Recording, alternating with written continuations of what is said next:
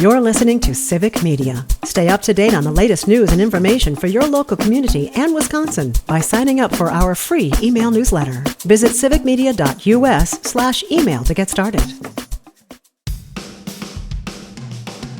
From the rolling bluffs of the Driftless region to the pristine shorelines of Superior in Michigan, from the Northwoods to the Kettle Moraine, Civic Media broadcasts across all of Wisconsin for all of Wisconsin. Take a trip with us across the radio network to hear from communities throughout the state. This is the Civic Media Spotlight. Welcome in to Hour 2 of the Civic Media Spotlight.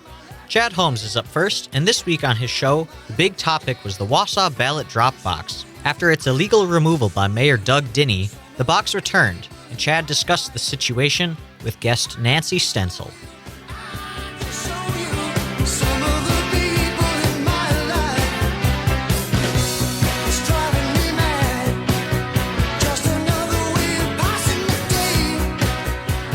Good morning. It is Tuesday, the first day of October, 2024. The time is 8:07, another very pleasant start in north central Wisconsin at our 98.9 WXCO studios. A lot of sunshine, a lot of blue skies, a little bit cooler to start things off. Temperature of 49 degrees. I am Chad Holmes. It is the Chad Holmes Show on 98.9 WXCO. Online at bowfallsradio.com, mobile devices, and Alexa by searching WXCO, and on the Civic Media app. It does look as though that the Facebook stream after a couple of days is back, working very nicely. And if you'd like to see a video stream of what we're doing, you can go to facebook.com, go to the 98.9 WXCO page, click on that, and then be able to see us, be able to add your comments to the Facebook page as well that we will see. If you would like to call or text us, you can do that as well. The best way is through the Civic Media app. Just download the free Civic Media app and then be able to open up the 98.9 WXCO portion of the app and be able to hit the button to either call or text us. Or you can just dial us up, and the number is the same, whether you want to call us or text us, 715-382-9297. That's 715-382-9297 to join us with your questions, your comments. If there's something we should be talking about, do it. 715-382-9297. Coming up this morning on the program at 8:20, we'll be talking to meteorologist Brittany Merlot. She'll let us know about the weather. And again, it's not going to be as warm. I mean, we were seeing temperatures knocking on the door of records for recent weeks. Things have cooled down just a little bit here to start things off, but still just an outstanding morning, a very pleasant morning. So we have to wear a jacket. So be it. It's still beautiful out there. And maybe it's not going to be quite as warm, but it does look like it's going to stay dry, and there's still going to be plenty of opportunities to enjoy what's happening outside. And we'll get all the details as we get closer to the middle portion of the work week with Brittany Merlot coming up at 8:20. Then at 8:34 this morning, we'll be joined by North Central Wisconsin Labor Council Vice President Nancy Stencil, as she was one of the signatories on a release yesterday discussing the issue of the drop boxes that were removed by Mayor Doug Dinney 9 days ago. Yesterday, the box was returned and is back out front of City Hall. But even with that development, Nancy Stencil, along with a number of others, sent out a release talking about their viewpoint on what happened, what needs to be happening as well. And we'll talk to her about that coming up at 8:35 this morning. And then at 9:35 this morning, I'm going to be talking to a woman named Jacqueline von Edelberg. It's very interesting. On Friday afternoon, I was about to head out to cover high school football. But the doorbell rang, and I went over there, and it was Jacqueline von Edelberg. And she wanted to explain what she was doing here in Wausau. She was going to be over at the event that we talked about last week with the Minocqua Brewing Company's Kirk Bankstead had a Get Out the Vote event at Sylvan Hill on Friday of last week. Well, Jacqueline von Edelberg is from Illinois, and she said, come on out and I'll show you something. She showed me this van, pink van, and it's a Get Out the Vote van.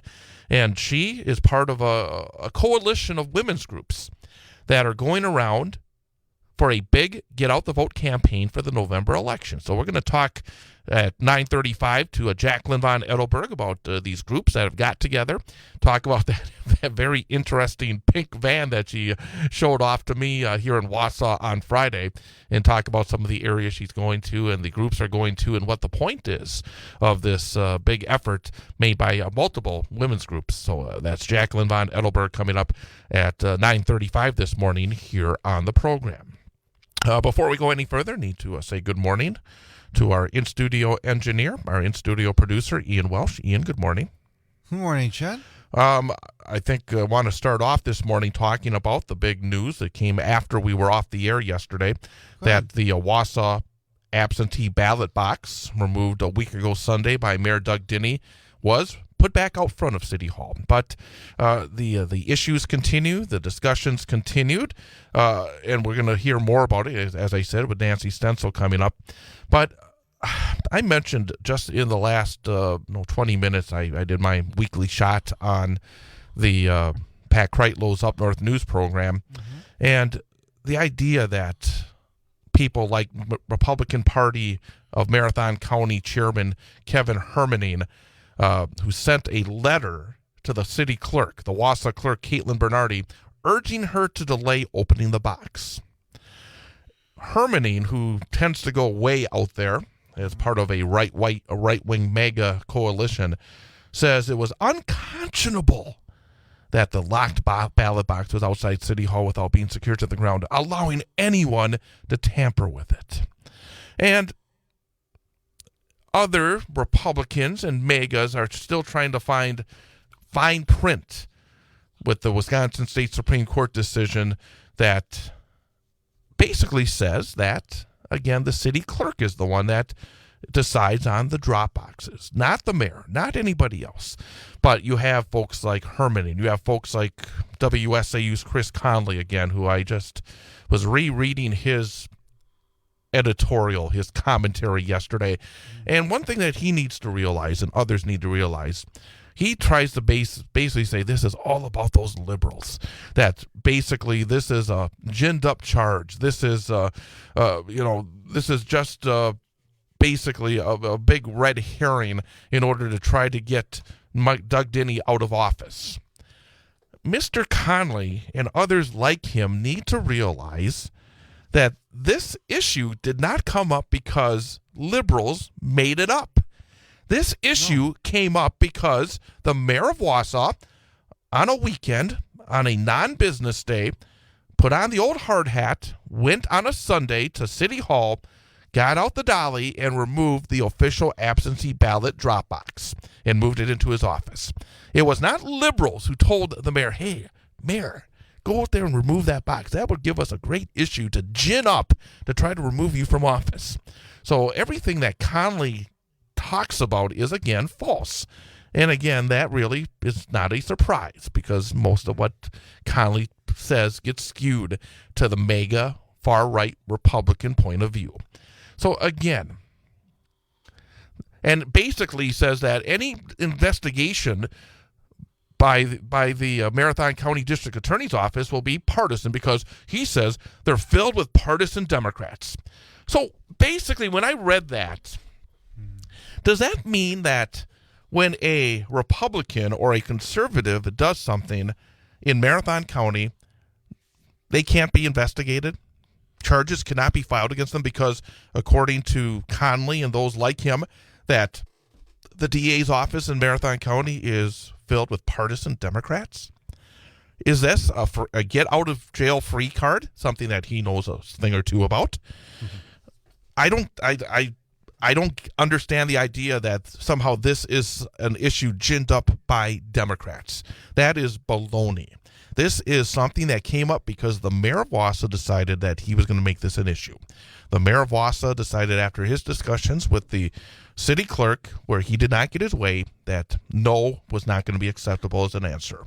So he decided to move it. And basically my theory, and again, I'm not a lawyer, I'm not somebody that has studied the law and understands everything, but my theory is the reason that drop box is back out there yesterday is because over the days the mayor talked to lawyers, talked to other allies, and found out, hey, you don't have a leg to stand on right now. You better get that box back out there before more damage is done and more opportunity is given for you to get into trouble. It seems like a reasonable observation. Because if he really thought he was in the right, then he would not have returned the ballot box to where it is. He found out, no, I guess maybe I don't have a leg to stand on in this situation. So, again, we're going to find out where we stand with this issue. What are the next steps? Is this truly the liberals going after Mayor Doug Dinney to drive him from office? We'll find out from one of the signatories, again, on a statement that was released yesterday. We're going to talk to Nancy Stencil about this coming up again. This story is not done yet. And again, this is just plain politics. And again, when you see what Hermanning says, when you see what other prominent conservatives say, again, they want to make sure it's as difficult as possible to vote. And one of the statements that was made by the mayor is that we have enough ways to vote. We have a lot of ways to vote. It's not also his position to decide, hey, there's enough ways to vote. That, hey, okay, we've reached a certain level. All right, we officially have enough ways to vote. No, that's the city clerk's job in this case. So, again, it's going to be a story to keep an eye on as we are down to, what are we down to? 5 weeks to go for Election Day. Yep, we are 35 days away from Election Day here in the United States of America. And I think we're all looking forward to getting to that point so the commercials can go away, but yes, it's not going to slow down. It's actually going to get worse, I think, in the next 35 days when it comes to the commercials. Oh, yeah, it's going to be political ads every 30 seconds on TV and online as well. But I agree that just the mayor made a choice, and he didn't consider the repercussions of what he did. You know, he thought it wasn't going to be a big deal. Again, I could be wrong. And one other thing, real quickly, before we have to go away for a quick timeout, is that in this commentary that Conley makes again, we've seen conservatives continually chip away at trust when it comes to elections. And when he says something like, well, there's a bunch of partisan Democrats in the DA's office, he's trying to chip away at trust in the criminal justice system.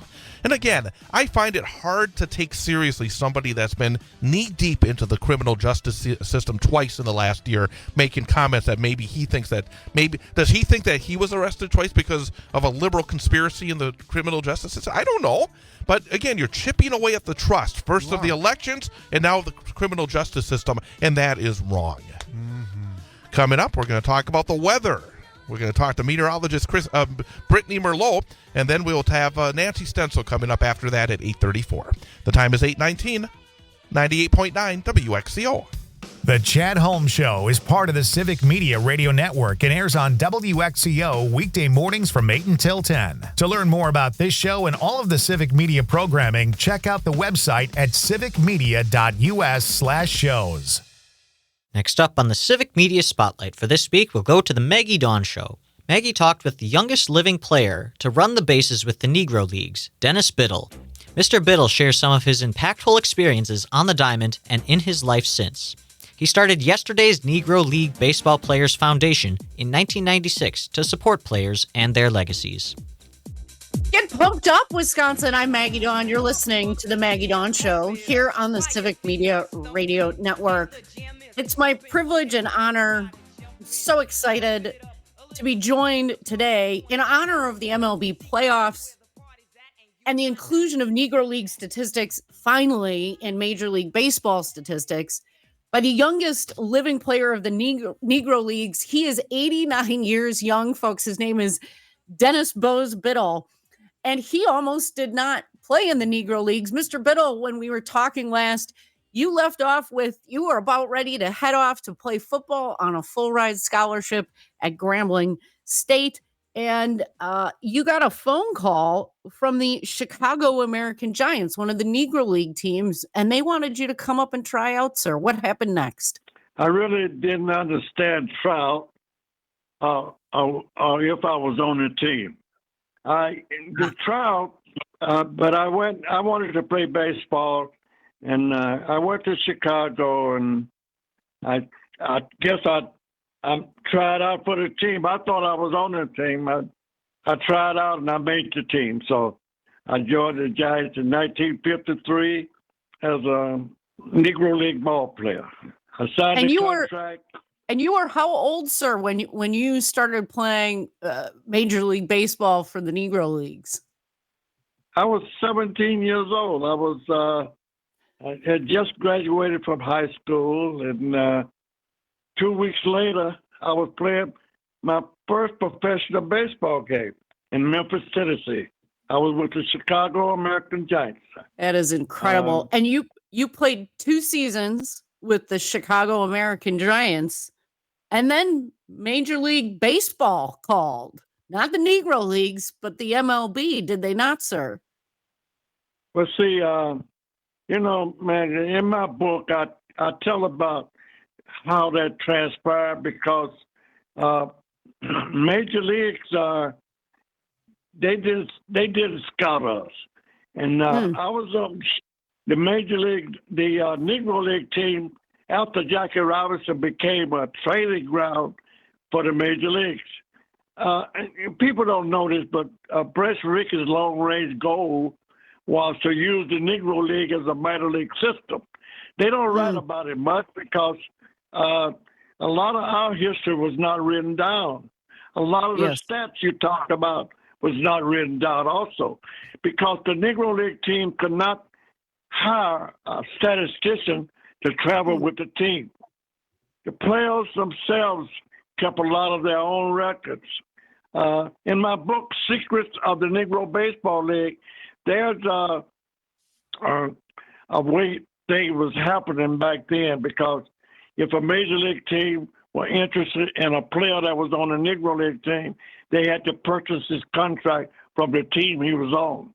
The team he was on would get enough money from the major league to pay those older guys that was training us to keep the league going. This is what's hidden. This is something that's not written down about what happened in the Negro League, and this was after Jackie Robinson.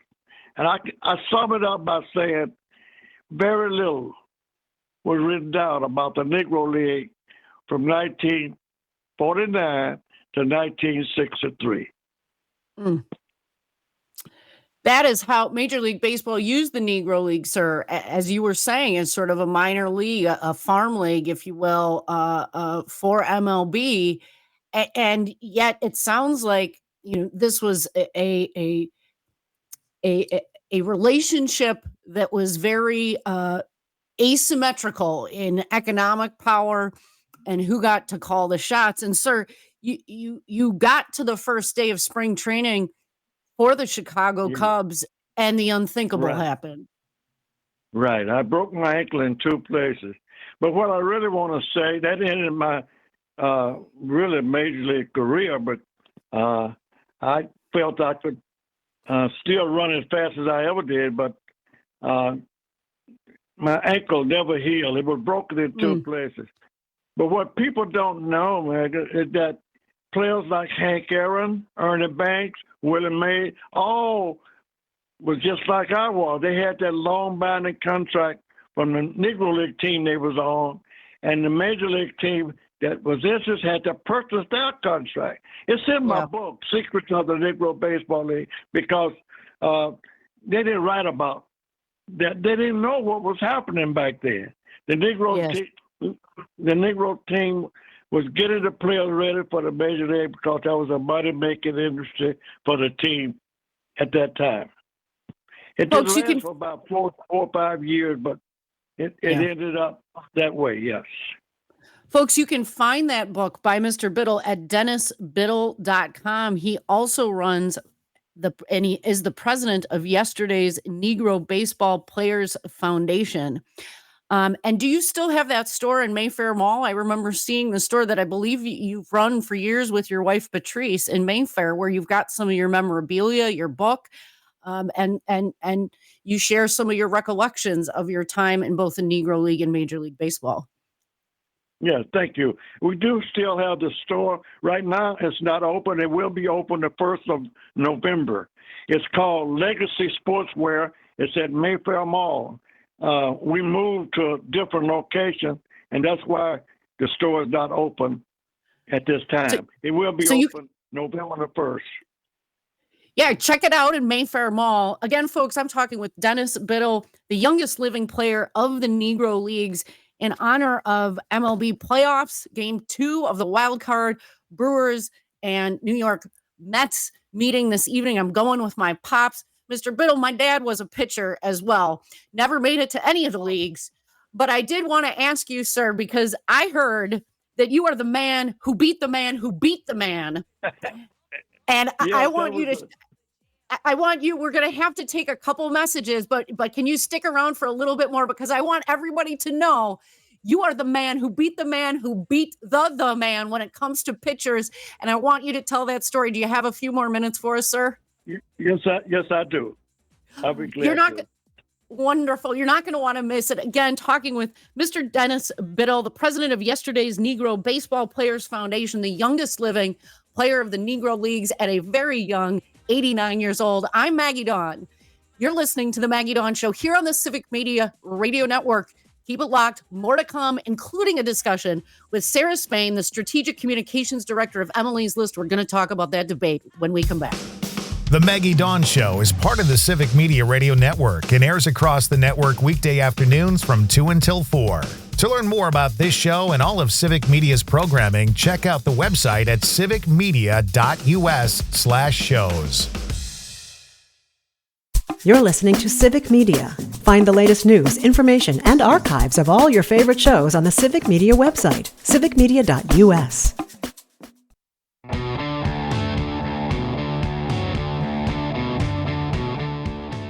Welcome back to this week's Civic Media Spotlight. On the Dom Salvia Show this week, Charles Franklin, professor of law and public policy and director of the Marquette Law School Poll, joined Dom to talk about the latest Marquette poll. And thank you for listening to the Dom Salvia Show. Appreciate you tuning in. Super jazzed right now. Charles Franklin, the director of the Marquette Law School Polling, joins us. Charles, welcome. Got Matt Rothschild in the studio with me as well. Welcome, Charles. Good to see you both. Likewise. Big day today. We love it when the polling drops. And again, unfortunately, this is after another debate.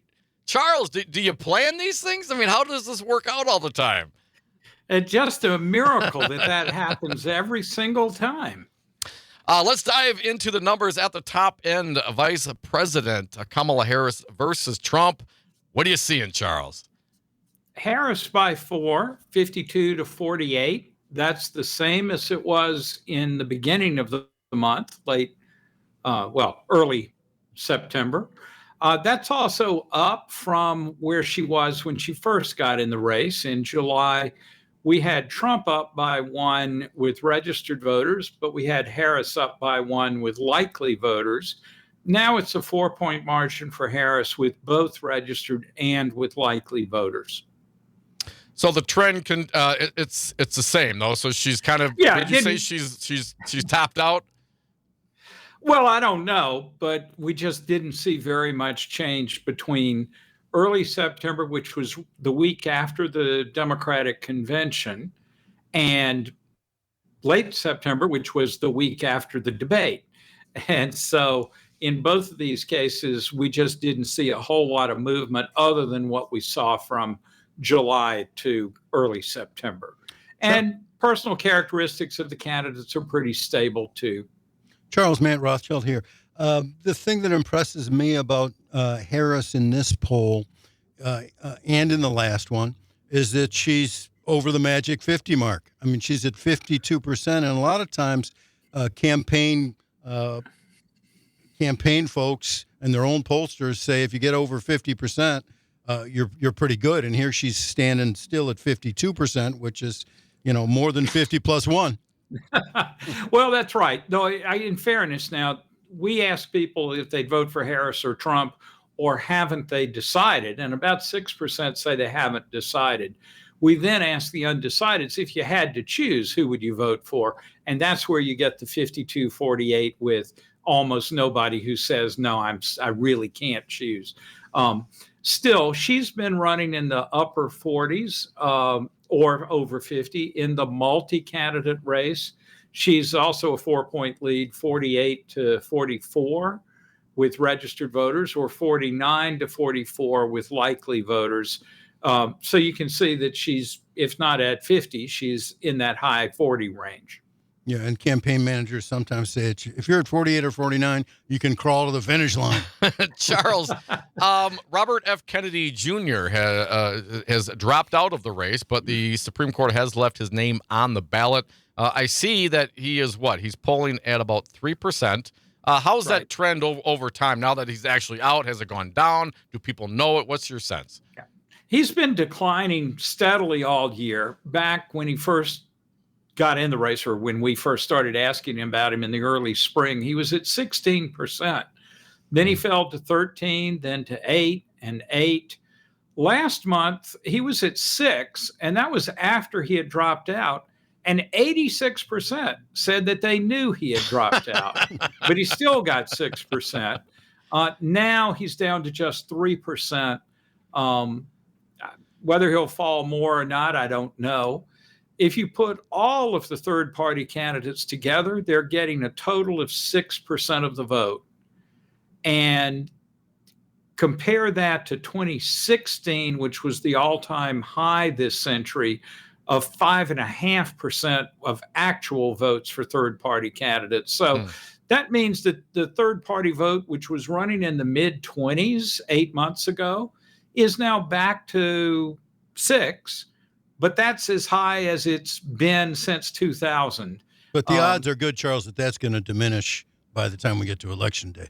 I think so. The other third-party candidates are getting either 1 or 0%. Kennedy at 3 could still fall a little bit further, I think. And ultimately, the pressure is the wasted vote argument. Yeah. If these are mostly folks that don't like either the Democrat or the Republican, or else they'd already be voting for them. But when push comes to shove, do they want to cast that protest vote, which may be a very sincere protest, or do they decide, they'll vote for who they perceive as the lesser of the two evils?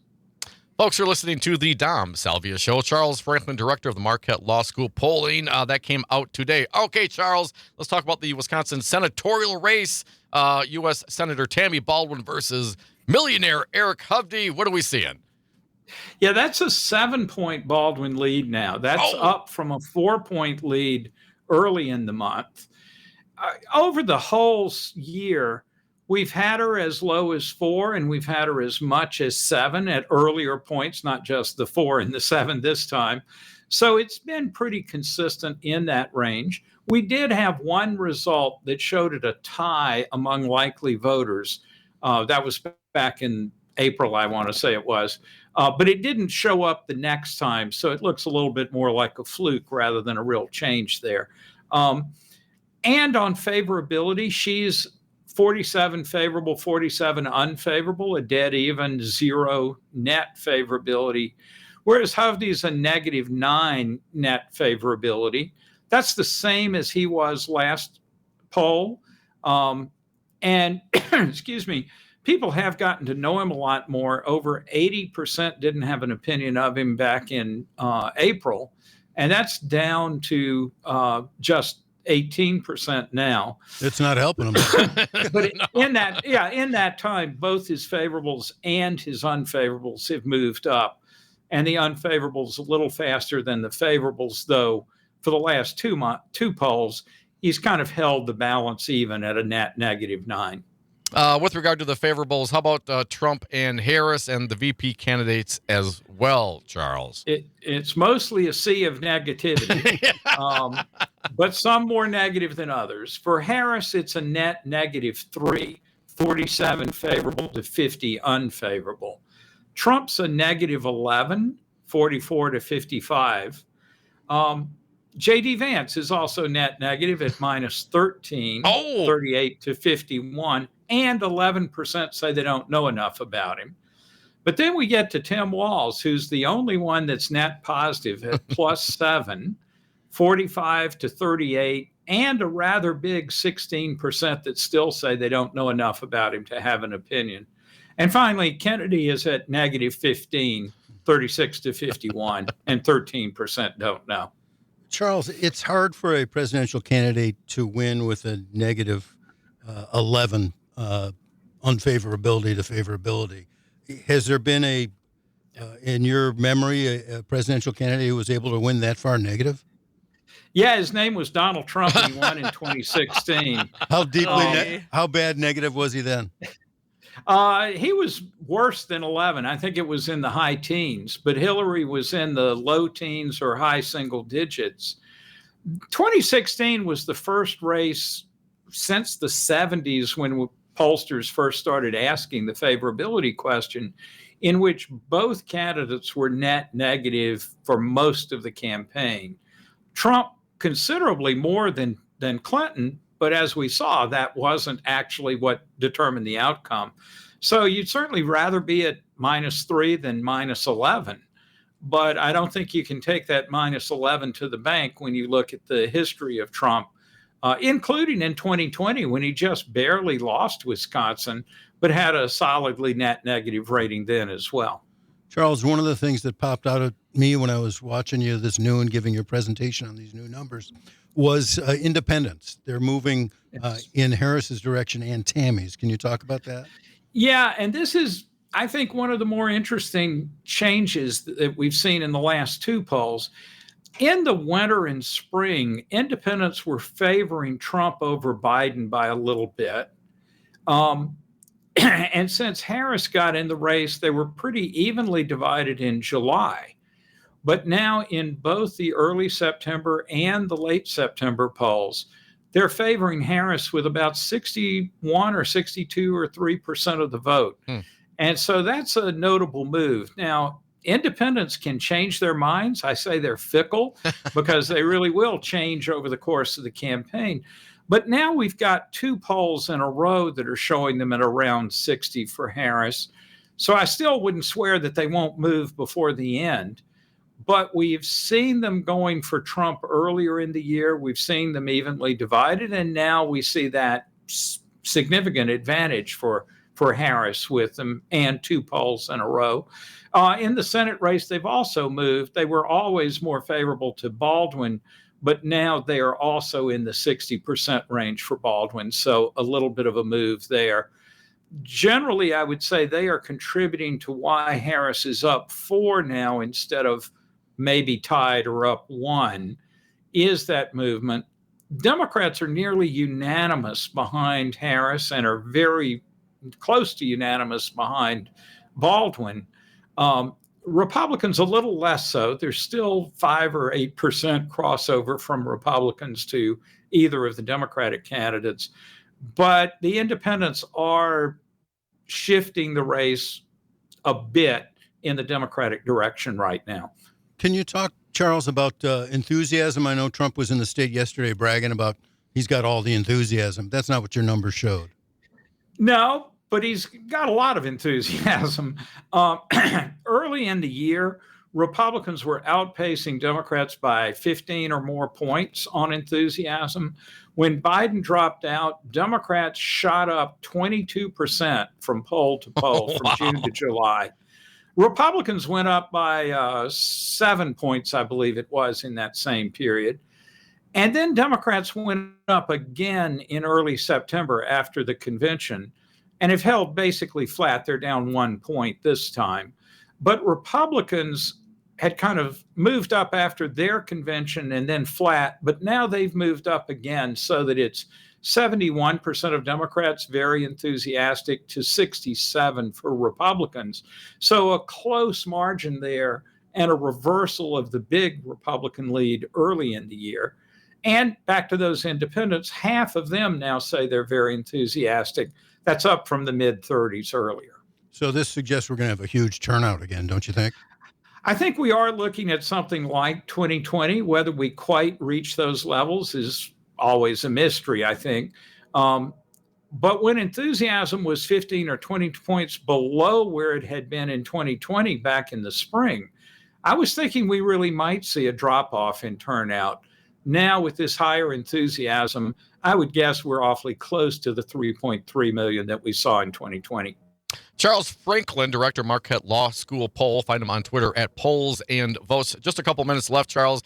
This one kind of makes me a little sad. Stop talking about politics. What's the question here, and what's the trend line, Charles?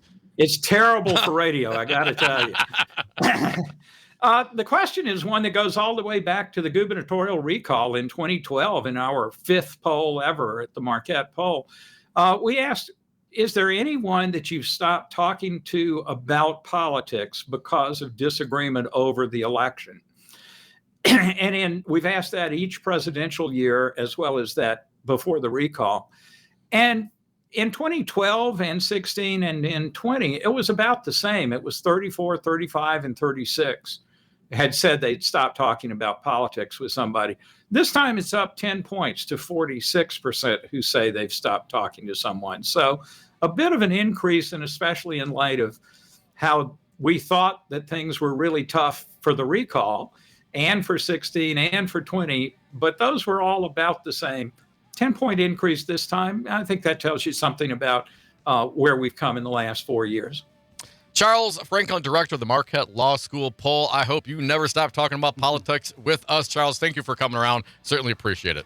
Always happy to. Take care. Thank you. Folks, this is the Dom Salvia Show. Matt Rothschild in the studio. Come back with your calls, 855-752-4842.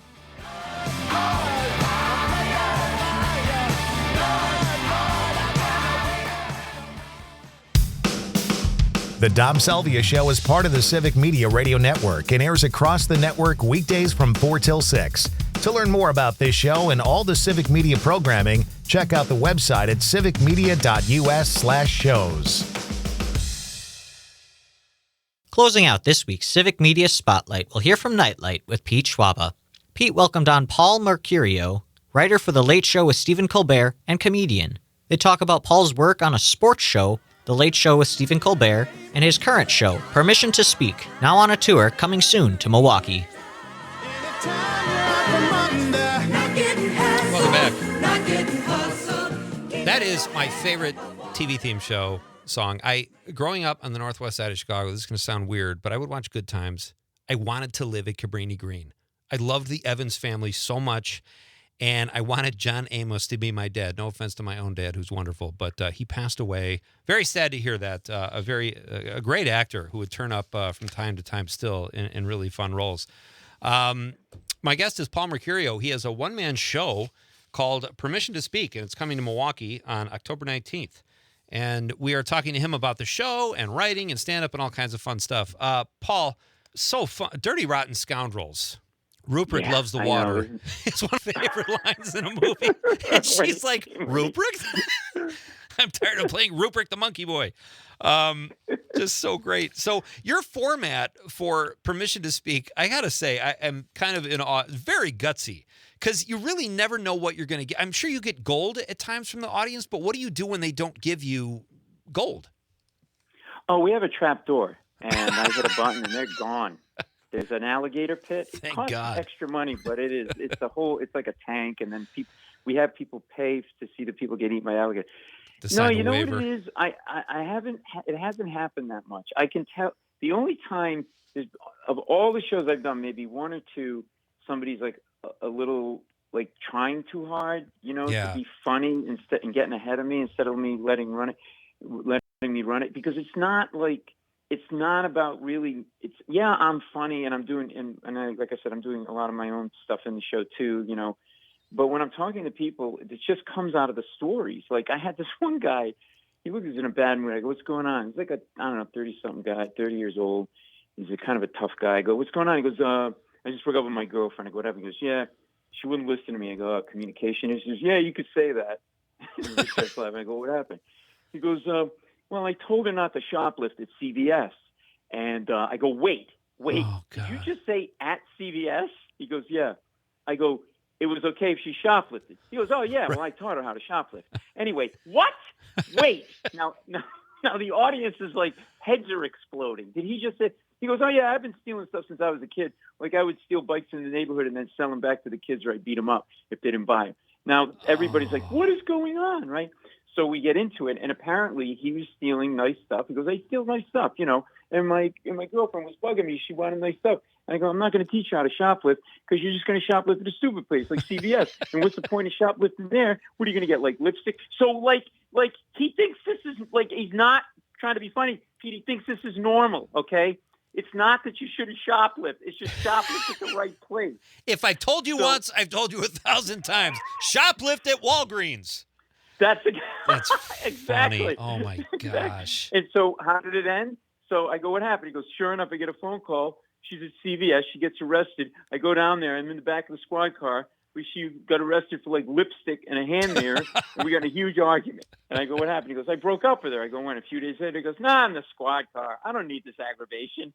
And that was like, oh, man. The audience is like, and so you see that and you go, that's normal to him. And it's good for us to see people that don't live like us.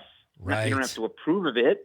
But you sometimes we should get out of our own silo, and that's kind of what happens just organically. But it's also really fun and kooky and fun. And that's obviously gold. I mean, you can't even write that. That's amazing. Should we do another clip, Paul? Why don't we do another clip from your show, and you can tell us a little bit about it. Yeah. So in this clip, this is a young guy, maybe late 20s, and he's gay. And I'm always fascinated by gay people that have to stay in the closet and how hard that must be.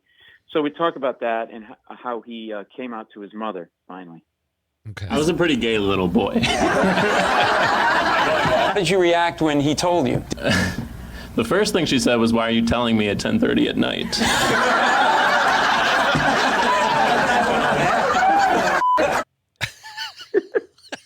And that's real life, right? Like that's real writing in a show, right? Because what does that mean? What did she mean by that? What she really meant by that is, I'm your mother. I've known you've been gay your whole life. I've got a meeting in the morning. Can we do this later? Like, yeah, I totally see her point. Honestly, I mean, that's like stress right before you go to bed. Or you're going to worry about your kid. You know, exactly. You know, it's like you don't think I know, and so, and again, that was somebody that everybody went up to after and met the mother and like. And it's so there's this kind of cool bonding that's happened, but we don't force it down people's throats. And if somebody doesn't want to say, come up, that's fine. Or if somebody doesn't want to, so sometimes people just tell a story from the audience. But like a lot of times what I get is, oh, you should have called on me. I had a great story. Like they turn into kids, like right. Wishing that they had gotten called up. Teacher. It's really awesome, you know. Exactly. This is along those lines. My Uncle Jim was a very funny guy, and one of his kids said, Dad, I got to talk to you. They sat down, and my uncle got really nervous, and the kid just said, I want to be an actor. And he's like, oh, thank God. And he's like, what? He goes, I thought you were going to tell me you were gay. He's like, well, what's the matter with that, Dad? What if I was? He goes, well, nothing. I just wouldn't know what to do. Like if you told me you murdered someone, I'd call you a lawyer. I don't know what to do if you tell me you're gay. It's exactly how it works. So funny. And so we just kind of hit on this really fun thing. I said to a woman one time, I go, what's your name? That's all I said to her. She goes, Nydia. I said, Lydia with an L? She goes, no, Nydia with an N. I said, that's a unique name. How'd you get that name? That's all I said. She goes, oh, my father got my mother pregnant with me, but at the same time was having an affair with a woman named Nydia, and he named me after the woman he was having an affair with. And everybody's like, oh, my God. And then like, all right. That's why you have to see this show, folks. It's at the Marcus Center for the Performing Arts in Milwaukee, October 19th. Paul, this is really fun having you here. We're going to do a little bit more with Paul after Civic Media's award-winning news. We're coming right back. This is Nite Lite with Pete Schwaba on the Civic Media Radio Network.